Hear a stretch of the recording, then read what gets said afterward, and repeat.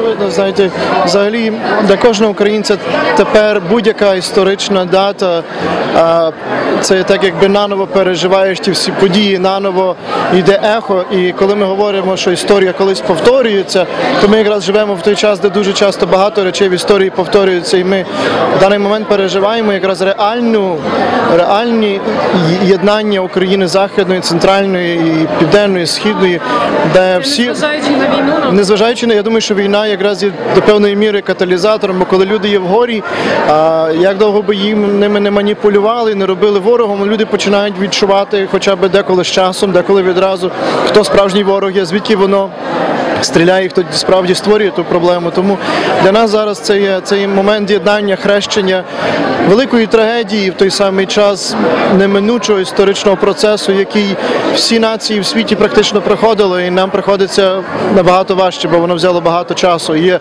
задавнена хвороба, можна сказати. Щодо саме конгресменів, які підтримують нас, Марсі Каптор і інші, Майк Квейглі, сенатори Дербін і Кирк, всі ці люди є справді є для нас благословенням, бо тому що вони аж такого великого зацікавлення політичного в тому не мають.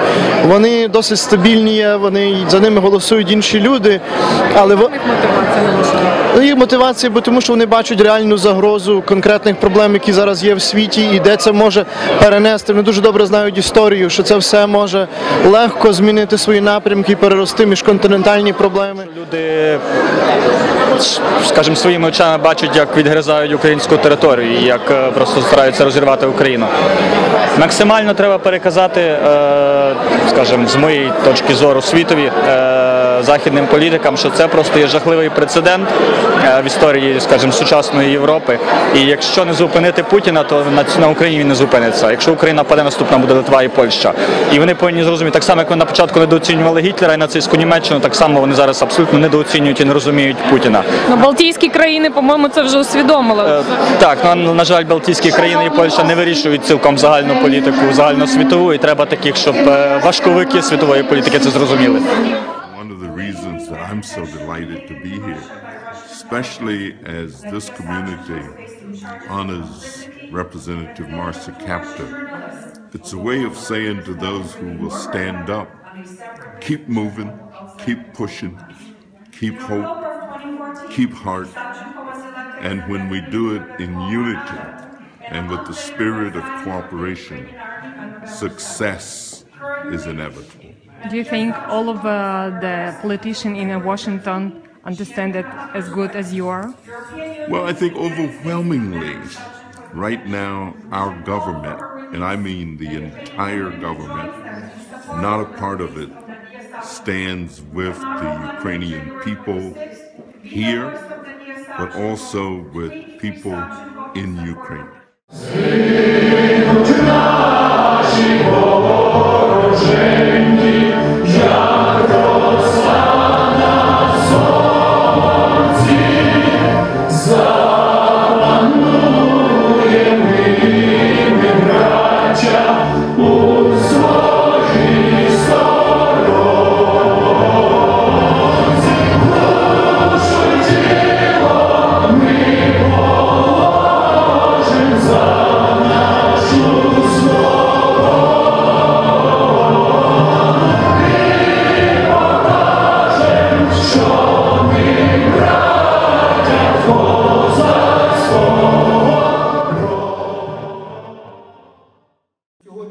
Україна єдина, як ніколи, можливо, як ніколи в своїй всій історії.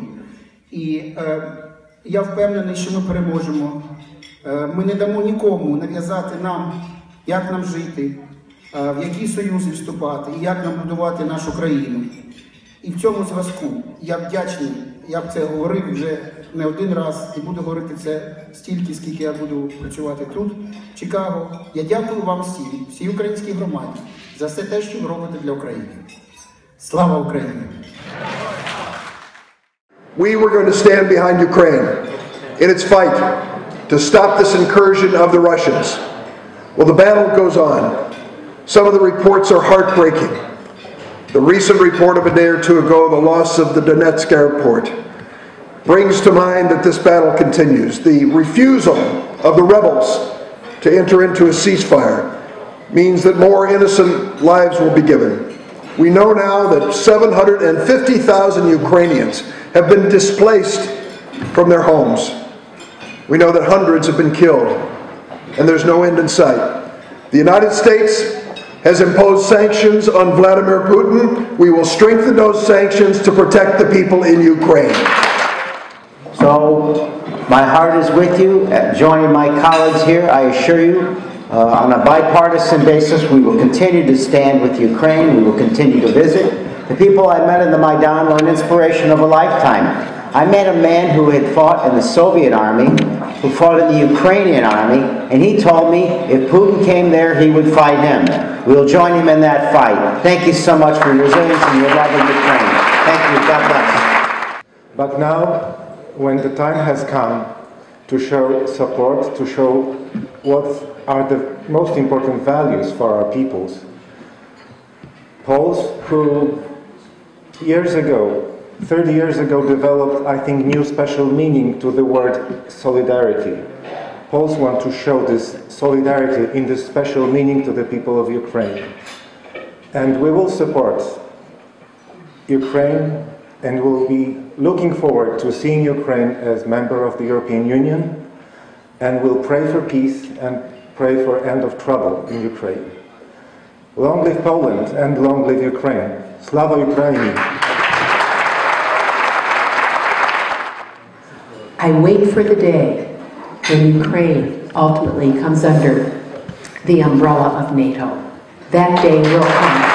That day will come. So many Americans, though they maybe never went to Ukraine, they don't completely understand its deep history, they voted for additional sanctions on Russia. And with what is happening with oil prices, I keep saying, God, you're blessing us too. Because you have now made it more difficult, sadly, for the people of Russia, but for the government of Russia, to understand she has to live by standards of decency for the whole world and not invade sovereign countries.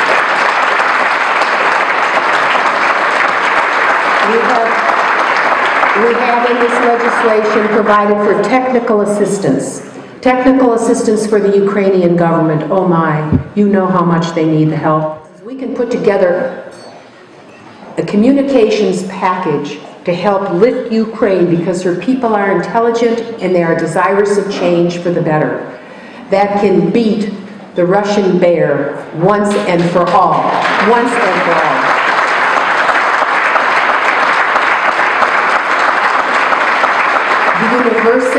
The university partnerships, the academic partnerships, the archival partnerships, extraordinarily important. In the Ukraine Freedom Act, we have the ability to make them robust. This is our moment. This is our moment. We need to seize it.